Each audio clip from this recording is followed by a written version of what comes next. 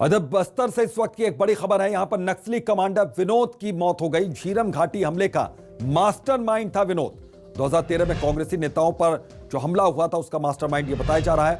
काफी वक्त से बीमार चल रहा था नक्सली विनोद। तेलंगाना के कोत्तागुडम एसपी सुनील दत्त ने इसकी पुष्टि कर दी है। तो 2013 में कांग्रेसी नेताओं पर हमला हुआ था और उसमें यह बताया जा रहा है कि नक्सली विनोद जो है वो इसका मास्टरमाइंड था। तो तेलंगाना के कोत्तागुडम एसपी सुनील दत्त ने इसकी पुष्टि कर दी है।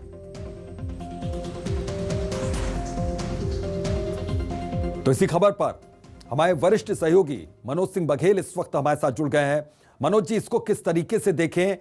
अब मौत हो गई, लेकिन 2013 के उस हादसे को शायद ही कोई भूल पाया होगा जो हमला किया गया था।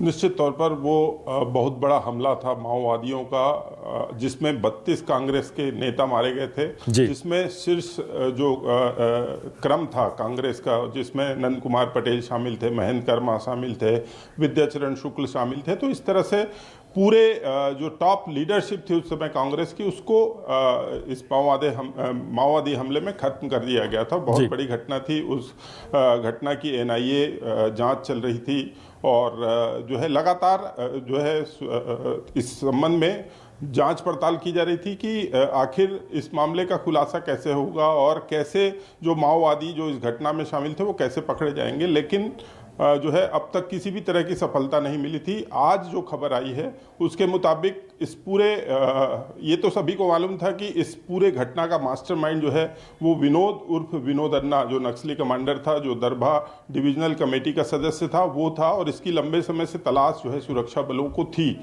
जी।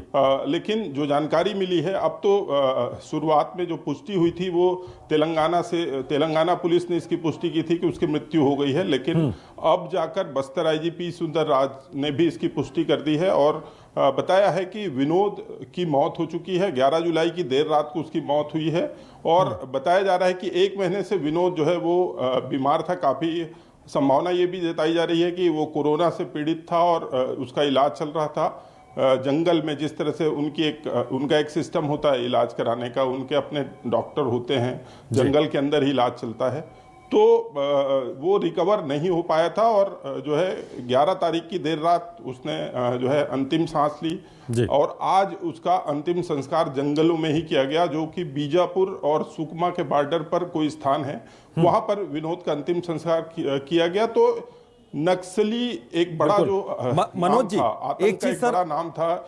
मनोज जी एक चीज और आपसे समझना चाहूंगा यहाँ पर कि विनोद के जाने के बाद, विनोद के निधन के बाद क्या संगठन पर किसी भी तरह का असर पड़ेगा? कोई कमजोरी संगठन में, या फिर संगठन उसी तरीके से मजबूत बना रहेगा? निश्चित